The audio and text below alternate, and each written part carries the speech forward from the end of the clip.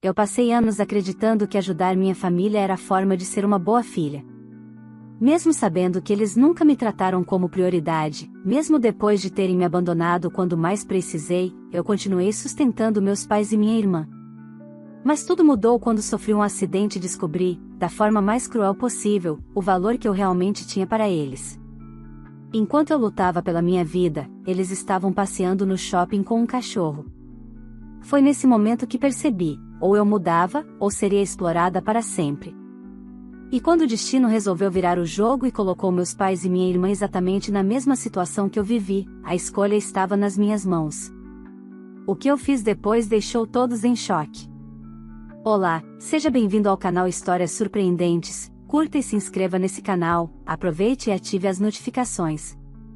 Comente aqui de qual cidade você está assistindo, vou adorar saber e deixar um coração no seu comentário. Construir minha carreira não foi um caminho simples. Foram anos de sacrifício, de escolhas dolorosas e de noites em claro estudando e trabalhando para provar que eu poderia ser alguém por conta própria. Eu não tive um empurrão, não recebi incentivos nem palavras de motivação.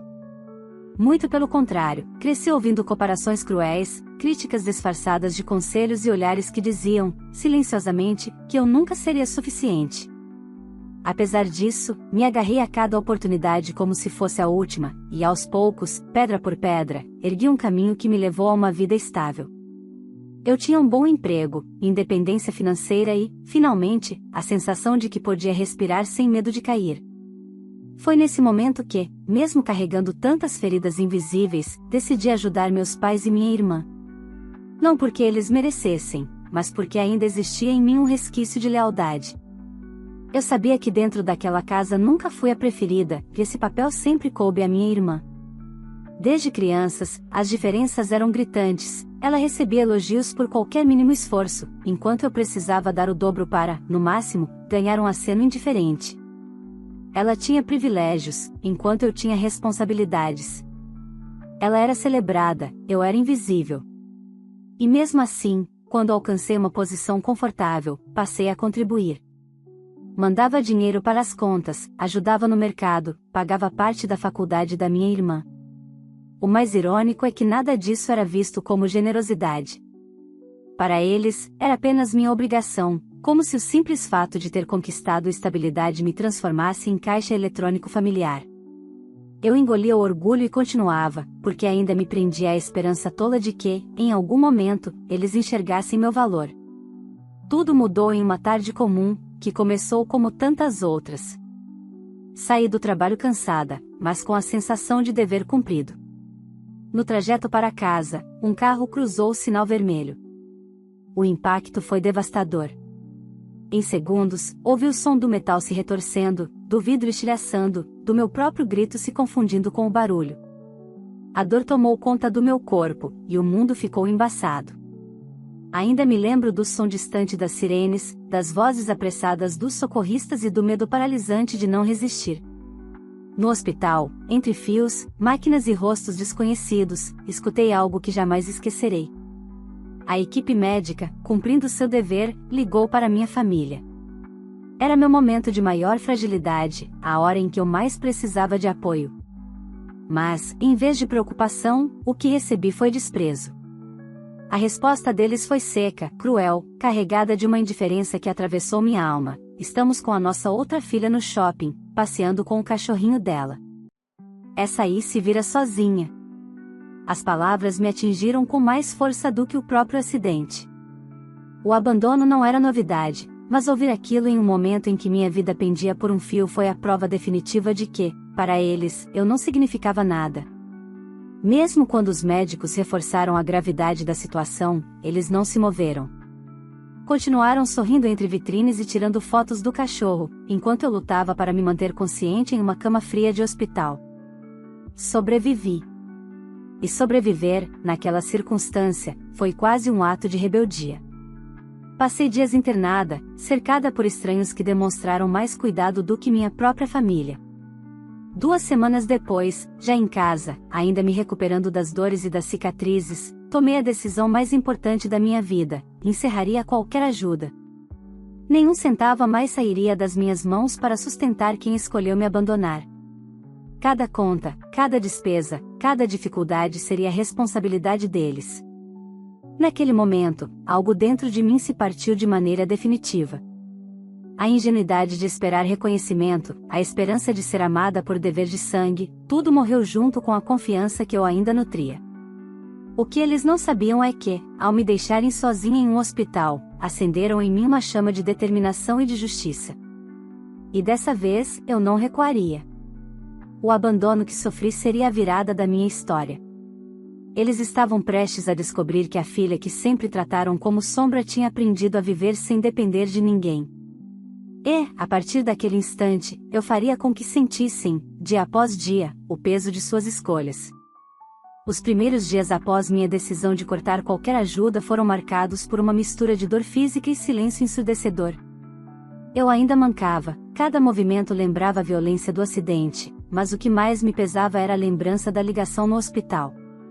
A cena se repetia como um eco, médicos insistindo sobre a gravidade do meu estado, e meus pais escolhendo passear com o cachorro da minha irmã. Aquilo não saía da minha mente, e era como se cada lembrança reforçasse a convicção de que eu estava certa em colocar um ponto final naquela relação de dependência. No começo, o silêncio deles foi absoluto. Nenhuma visita, nenhuma ligação, nenhum gesto de preocupação. Era como se esperassem que, mais cedo ou mais tarde, eu recuasse e voltasse a enviar dinheiro, como sempre fazia. Eles me conheciam como a filha que cedia, a filha que não sabia dizer não. Mas algo tinha mudado, e eu estava disposta a provar isso. Na terceira semana após minha alta, chegou a primeira indireta. Minha mãe me mandou uma mensagem curta: a conta de luz venceu. Sua irmã está ocupada estudando, não tivemos tempo de resolver. Dá para adiantar? Li aquelas palavras várias vezes, sentindo uma estranha mistura de indignação e incredulidade. Como podiam ser tão frios? Não havia menção ao acidente, nem sequer um como você está. Apenas a cobrança velada de sempre. Pela primeira vez em anos, ignorei. 2 dias depois, meu pai ligou. A voz dele, normalmente autoritária, tinha uma impaciência disfarçada. Você sabe que sua irmã precisa se concentrar nos estudos. Se você deixar de ajudar agora, vai ser um atraso para a vida dela. Pense bem no que está fazendo. Eu respirei fundo antes de responder. Atraso para a vida dela? E o que aconteceu comigo? Vocês sabem que eu quase morri, e mesmo assim escolheram não aparecer. Agora, cada um vai lidar com as consequências. O silêncio do outro lado foi pesado. Eu podia sentir a fúria dele crescendo, mas ele desligou sem dizer mais nada. Nos dias seguintes, vieram as primeiras tentativas de manipulação. Minha irmã me enviou áudios chorosos, dizendo que estava prestes a perder matérias na faculdade porque não conseguiria pagar as mensalidades sem minha ajuda. Ela falava como se eu fosse culpada por todos os problemas dela, como se minha única função fosse garantir que nada faltasse. Eu, que estava com cicatrizes ainda latejando, era tratada como vilã por simplesmente recusar continuar sustentando uma situação injusta. Naquela noite, deitada sozinha em minha cama, percebi que não se tratava apenas de cortar ajudas financeiras. Era sobre me libertar de um ciclo tóxico que se arrastava há anos. A cada lágrima de crocodilo da minha irmã, a cada frase manipuladora dos meus pais, eu via com clareza que minha vida tinha sido moldada por uma lógica cruel. Eles me viam como um recurso, nunca como filha.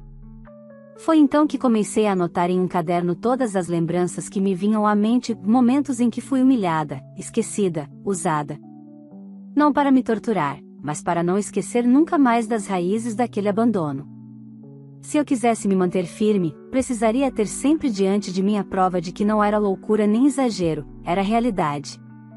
Os meses seguintes seriam um teste de resistência. Minha família não estava acostumada a ouvir não de mim, e eu sabia que não desistiriam facilmente. Eles tentariam de tudo, chantagens emocionais, fofocas com parentes, talvez até tentassem me colocar como ingrata diante de conhecidos. Mas eu também sabia que não estava mais sozinha. Pela primeira vez na vida, eu tinha a mim mesma, e isso, percebi, era mais do que suficiente para começar.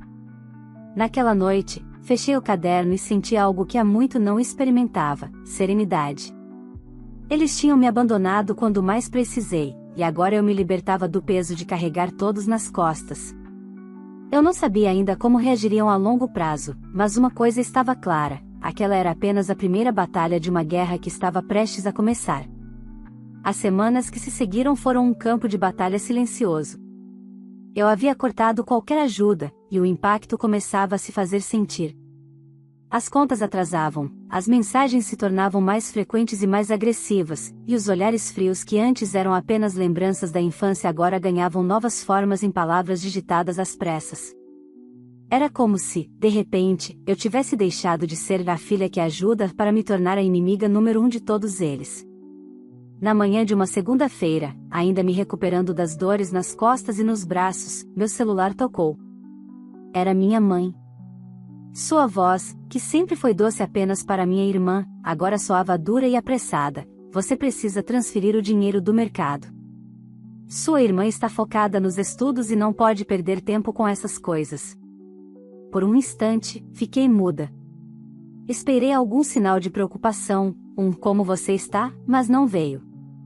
Respirei fundo e respondi: "Mãe, eu já falei que não vou mais mandar dinheiro. Eu ainda estou em recuperação, tenho contas médicas para pagar." Do outro lado, ouvi um suspiro carregado de impaciência. "Ah, por favor. Você está exagerando. Esse acidente foi um susto, nada demais. Já está andando, não está? Está se vitimizando muito." As palavras dela bateram como um tapa. Eu, que passei dias entre a vida e a morte, agora era acusada de exagerar. Antes que eu pudesse responder, meu pai tomou o telefone da mãe e entrou na conversa com sua voz autoritária: "Chega dessa frescura. Você sabe que sua irmã tem um futuro promissor e não pode ser prejudicada. Transfira logo o dinheiro, pare de drama." Meu coração acelerou. Aquilo não era só ingratidão, era crueldade. Eu tremia de indignação enquanto respondia, sentindo cada palavra sair como um grito engasgado: "Frescura? Eu quase morri. Vocês foram avisados que meu estado era grave e escolheram passear no shopping com o cachorro da minha irmã. Vocês me abandonaram no hospital e ainda têm coragem de pedir dinheiro?" Do outro lado, o silêncio durou um segundo antes que meu pai explodisse: "Não fale assim com a gente. Somos seus pais." Eu apertei o telefone contra a orelha, mas a voz saiu firme, como eu nunca tinha conseguido antes: "Pais. Não, vocês são pessoas que me usaram enquanto eu servia. Isso acabou. Eu não vou dar mais um centavo para vocês. Podem se virar sozinhos." Ele tentou responder, mas eu desliguei. Minhas mãos tremiam, mas, pela primeira vez, eu sentia que tinha me libertado de uma corrente que me prendia desde a adolescência. Era como se a minha voz tivesse finalmente encontrado espaço para existir. Nos dias seguintes, as mensagens se intensificaram. Minha irmã me mandou áudios longos, alternando entre choros e acusações. Dizia que eu estava destruindo o futuro dela, que era cruel e egoísta. Em cada áudio, ela repetia as mesmas frases que meus pais usavam, como se tivesse decorado um roteiro. Mas eu já não era mais a mesma. Eu ouvia tudo, mas não respondia. Para não ceder à pressão, comecei a organizar minha vida de um jeito novo. Passei a registrar cada gasto, cada pequena conquista de autonomia, e cada vez que resistia às manipulações. Era como construir um mapa para nunca mais me perder no labirinto que eles criaram para mim. E, com cada passo, eu sentia algo crescer dentro de mim, não raiva, mas uma determinação fria. Na segunda semana após aquele telefonema, recebi uma carta. Era escrita à mão, mas não tinha afeto algum. Meus pais haviam decidido formalizar as exigências. Diziam que, como eu tinha a obrigação moral de ajudar, esperavam que eu transferisse um valor fixo mensalmente, sob o argumento de que eu só estava bem porque eles me criaram. A carta terminava com uma frase que me gelou: "Você está se vitimizando demais. Seu acidente foi banal. Não transforme um contratempo em drama." Fechei a carta com as mãos trêmulas. Não havia mais volta. Senti a indignação subir como um fogo. Peguei o telefone e, desta vez, eu liguei para eles. Assim que atenderam, falei sem respirar: ouçam bem o que eu vou dizer. Vocês me abandonaram em um hospital. Vocês me trataram como um peso e agora querem meu dinheiro. Acabou. Não vou ajudar vocês nunca mais. Cada um que arque com as próprias escolhas. Do outro lado, o silêncio foi absoluto. Pela primeira vez, eles não tinham resposta.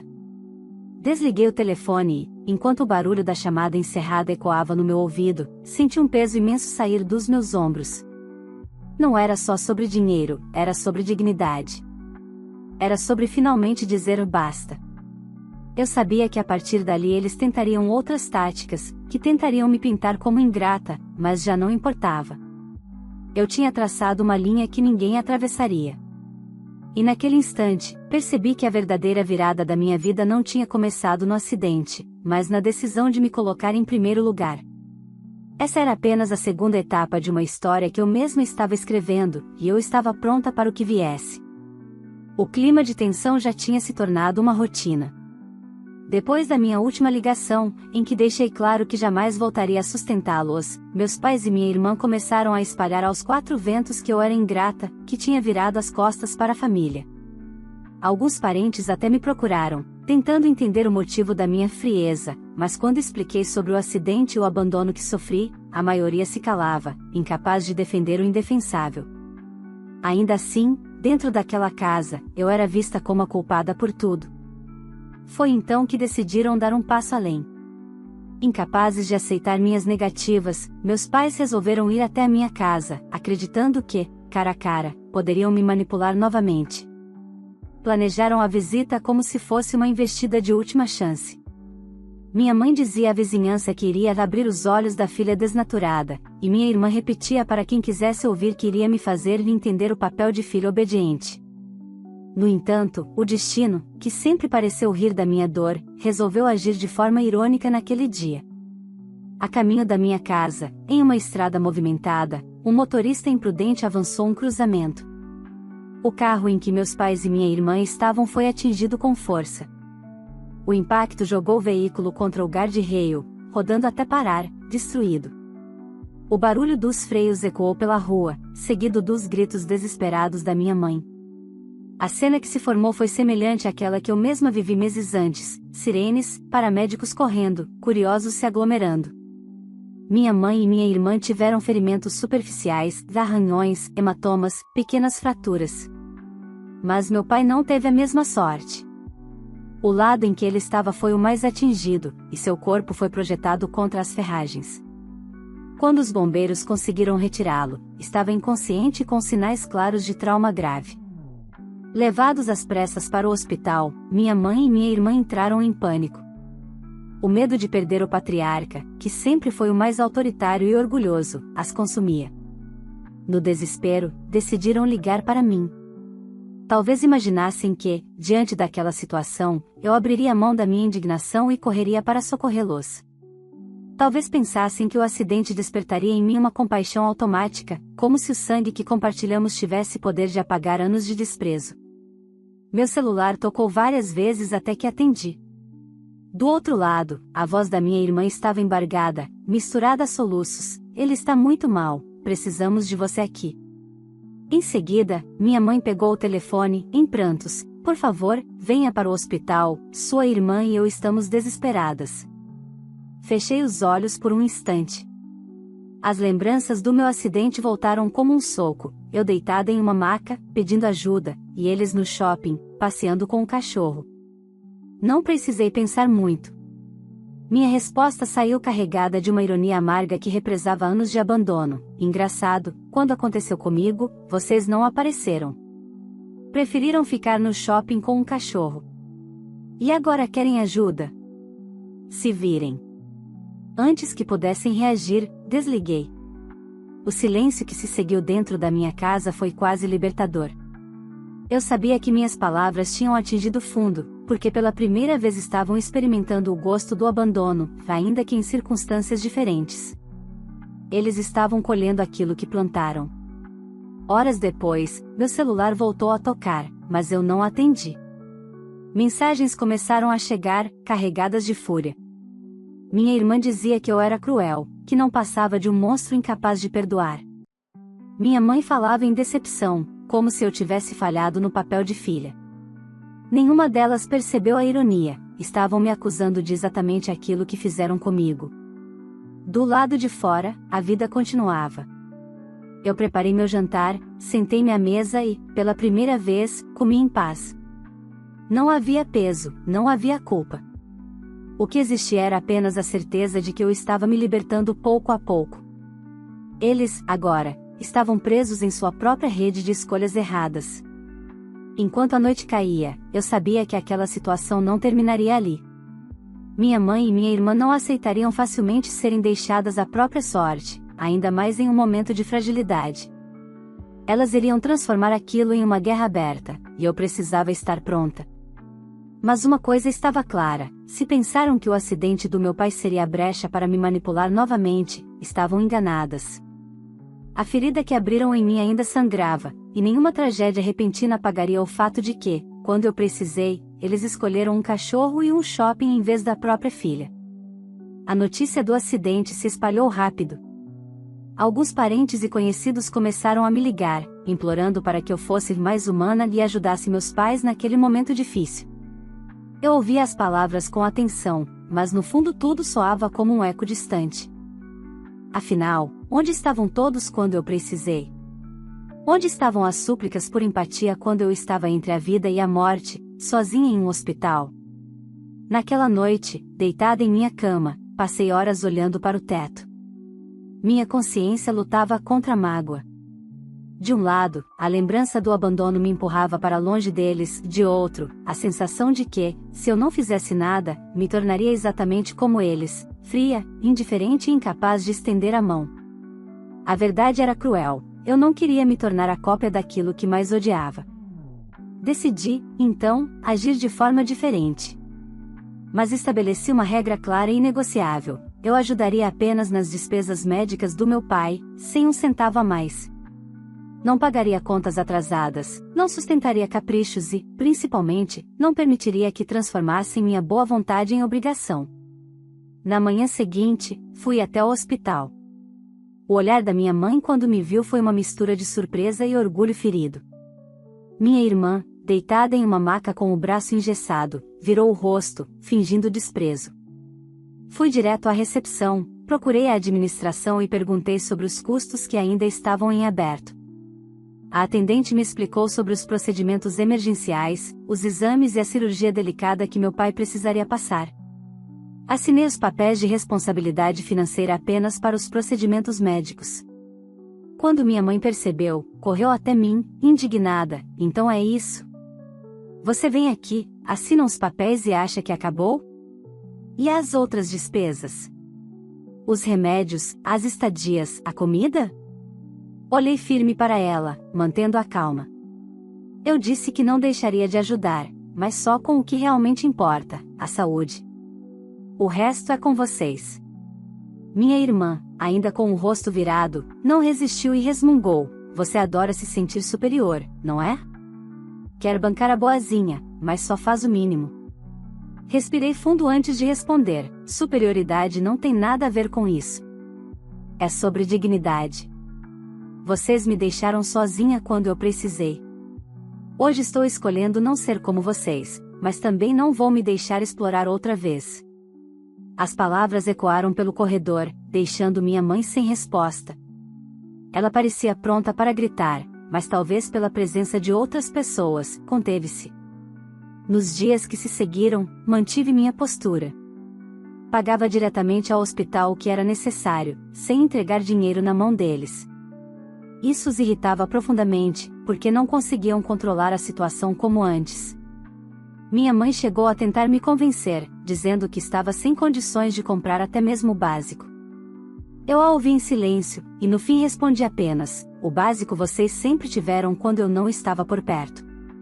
Vão ter que aprender de novo. Minha irmã, por sua vez, começou a espalhar para conhecidos que eu estava humilhando a família, que usava o acidente como desculpa para mostrar poder. Mas, curiosamente, os próprios vizinhos que ouviram a versão dela lembraram do que aconteceu comigo meses antes. Alguns chegaram a comentar, mas quando foi a vez dela, vocês não a ajudaram também, não é? Essa comparação deixou minha irmã ainda mais furiosa, e minha mãe mais envergonhada. A cada visita ao hospital, eu sentia um misto de alívio e tristeza.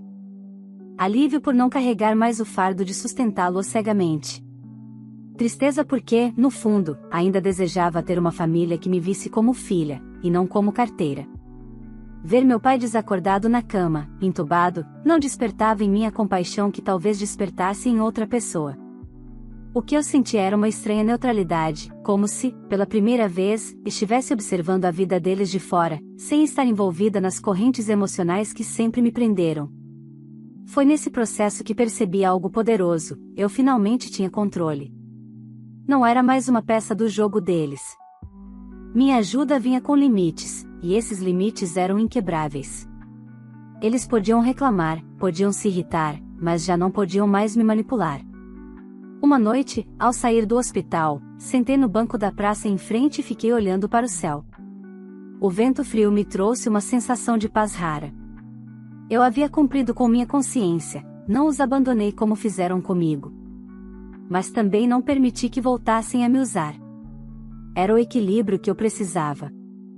E, mesmo sem admitir, eu sabia que essa postura mexia mais com eles do que qualquer vingança direta. Porque, no fundo, perceberam que não tinham mais poder sobre mim. O tempo passou, e pouco a pouco meu pai foi se recuperando. Depois da cirurgia e de semanas internado, ele finalmente recebeu alta.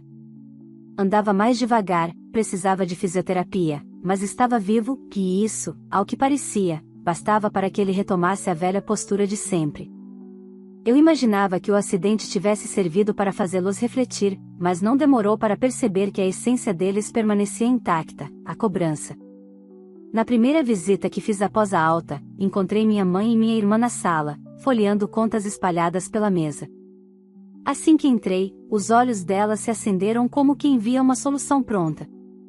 Minha mãe foi a primeira a falar: "Você já viu quanto gastamos nos últimos meses? O mínimo que pode fazer é continuar nos ajudando. Seu pai ainda não está trabalhando, sua irmã tem a faculdade." Suspirei fundo, sentando no sofá. Olhei para cada uma delas com calma, como quem já não se deixava abalar. Eu já fiz a minha parte. Paguei as despesas médicas do pai porque não sou como vocês. Mas daqui pra frente, cada um vai ter que se virar. Minha irmã bufou, cruzando os braços. Você não entende. Se eu tiver que trabalhar, vou atrasar a faculdade. E tudo isso vai ser culpa sua. Olhei diretamente para ela, sem pestanejar. Não, a culpa é sua por sempre acreditar que eu estava aqui para bancar suas escolhas. A vida adulta chega para todos, e está batendo na sua porta. Meu pai, ainda com a voz fraca, tentou intervir. Você não pode virar as costas para a própria família. Nós sempre estivemos aqui. Não resisti a rir, amarga. Sempre?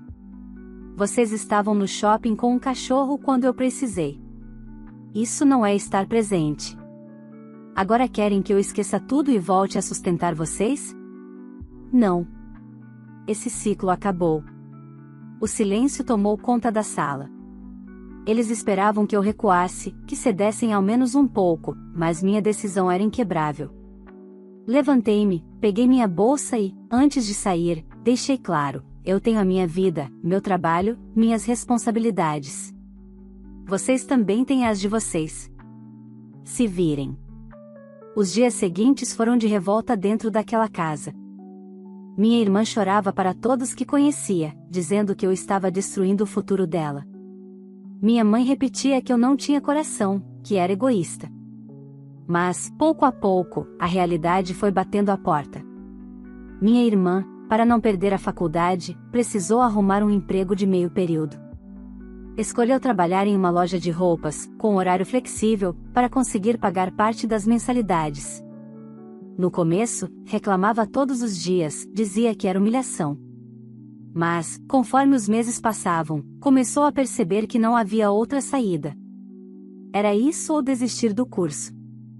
Meus pais, por sua vez, se viram obrigados a encarar a vida de frente. Meu pai, ainda em recuperação, Passou a fazer pequenos serviços de consultoria em sua área, nada que rendesse como antes, mas suficiente para cobrir parte das despesas. Minha mãe começou a vender bolos e salgados por encomenda, algo que ela sempre soube fazer bem, mas que nunca valorizava porque achava que não era digno do status da família. E assim, ironicamente, o que eles tanto me acusaram de causar, a ruína da casa, tornou-se o motor que os obrigou a se responsabilizar.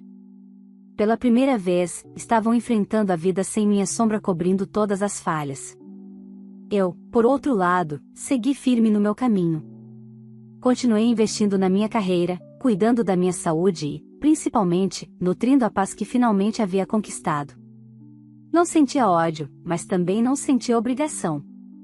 A relação estava marcada por um limite claro, eu não voltaria a ser explorada. Com o passar do tempo, até os parentes que antes me julgavam começaram a reconhecer minha postura. Alguns diziam que, no fim das contas, eu tinha feito bem.